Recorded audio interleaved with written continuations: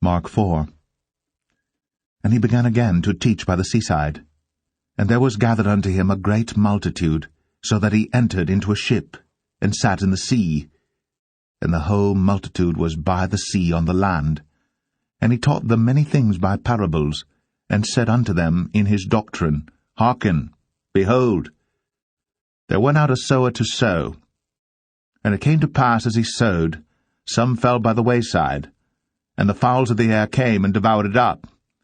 And some fell on stony ground, where it had not much earth, and immediately it sprang up, because it had no depth of earth. But when the sun was up, it was scorched, and because it had no root, it withered away. And some fell among thorns, and the thorns grew up and choked it, and it yielded no fruit. And other fell on good ground, and did yield fruit that sprang up and increased, and brought forth some 30, and some 60, and some 100. And he said unto them, He that hath ears to hear, let him hear.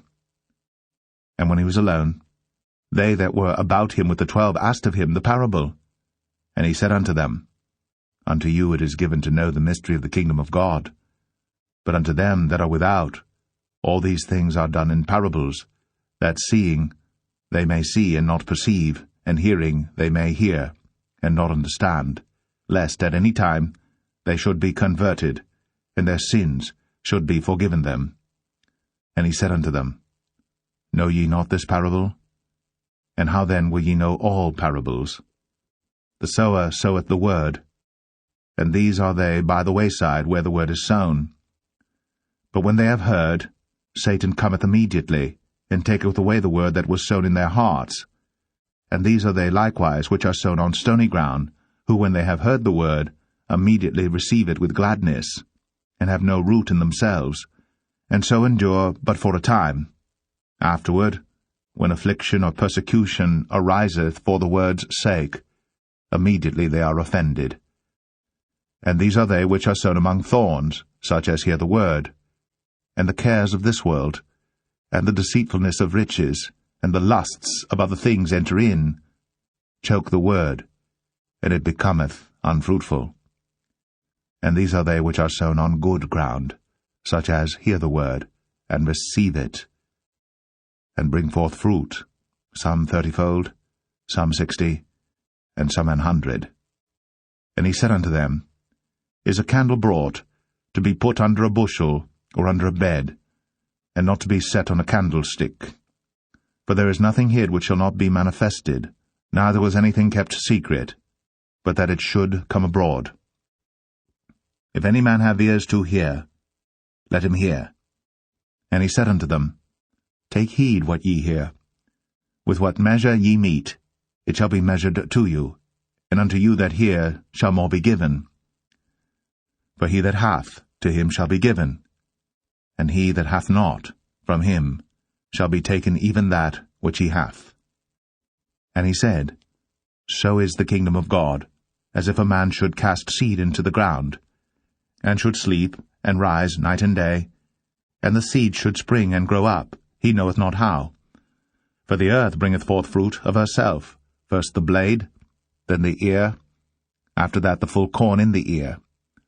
But when the fruit is brought forth, immediately he putteth in the sickle, because the harvest is come. And he said, Whereunto shall we liken the kingdom of God, or with what comparison shall we compare it? It is like a grain of mustard seed, which, when it is sown in the earth, is less than all the seeds that be in the earth. But when it is sown, it groweth up, and becometh greater than all herbs, and shooteth out great branches, so that the fowls of the air may lodge under the shadow of it. And with many such parables spake he the word unto them, as they were able to hear it. But without a parable spake he not unto them. And when they were alone, he expounded all things to his disciples. And the same day, when the even was come, he saith unto them, Let us pass over unto the other side. And when they had sent away the multitude, they took him even as he was in the ship. And there were also with him other little ships. And there arose a great storm of wind, and the waves beat into the ship, so that it was now full. And he was in the hinder part of the ship, asleep, on a pillow. And they awake him, and say unto him, Master, carest thou not that we perish? And he arose, and rebuked the wind, and said unto the sea, Peace, be still. And the wind ceased, and there was a great calm. And he said unto them, Why are ye so fearful? How is it that ye have no faith? And they feared exceedingly, and said one to another, What manner of man is this, that even the wind and the sea obey him? Mark 5. And they came over unto the other side of the sea, into the country of the Gadarenes. And when he was come out of the ship, immediately there met him out of the tombs a man with an unclean spirit, who had his dwelling among the tombs, and no man could bind him, no, not with chains, because that he had been often bound with fetters and chains, and the chains had been plucked asunder by him, and the fetters broken in pieces. Neither could any man tame him. And always, night and day, he was in the mountains, and in the tombs, crying and cutting himself with stones. But when he saw Jesus afar off, he ran and worshipped him, and cried with a loud voice, and said, What have I to do with thee, Jesus, thou Son of the Most High God? I adjure thee by God that thou torment me not. For he said unto him, Come out of the man, thou unclean spirit. And he asked him, What is thy name? And he answered, saying, My name is Legion, for we are many. And he besought him much that he would not send them away out of the country. Now there was there nigh unto the mountains a great herd of swine feeding. And all the devils besought him, saying, Send us into the swine, that we may enter into them. And forthwith Jesus gave them leave. And the unclean spirits went out, and entered into the swine. And the herd ran violently down a steep place into the sea. They were about 2,000, and were choked in the sea. And they that fed the swine fled, and told it in the city and in the country. And they went out to see what it was that was done. And they come to Jesus, and see him that was possessed with the devil, and had the legion sitting, and clothed, and in his right mind. And they were afraid.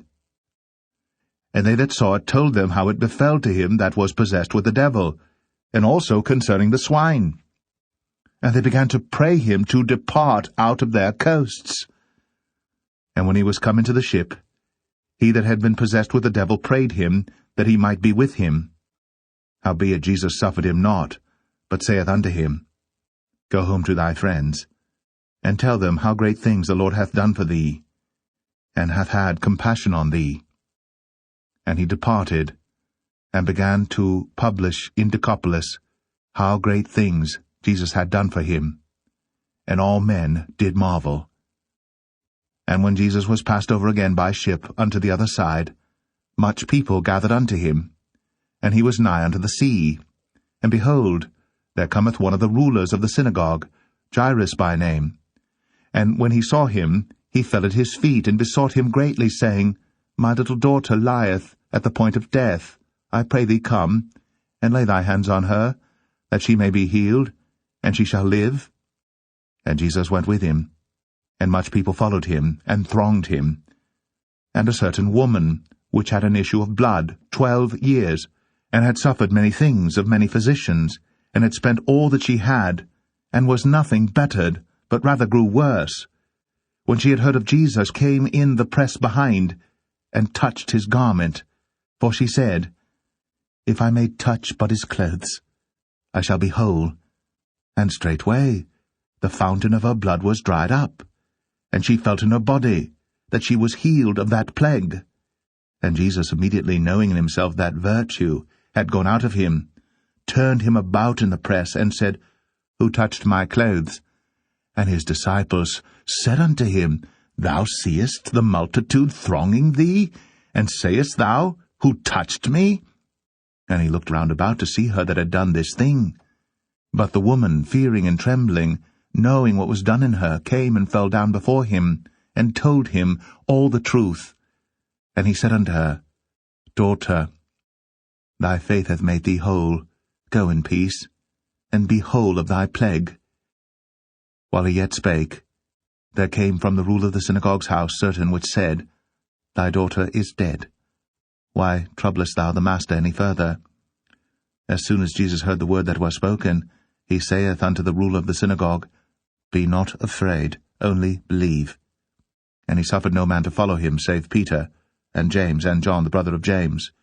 And he cometh to the house of the ruler of the synagogue, and seeth the tumult, and them that wept and wailed greatly. And when he was come in, he saith unto them, Why make ye this ado, and weep? The damsel is not dead, but sleepeth. And they laughed him to scorn. But when he had put them all out, he taketh the father and the mother of the damsel, and them that were with him, and entereth in where the damsel was lying.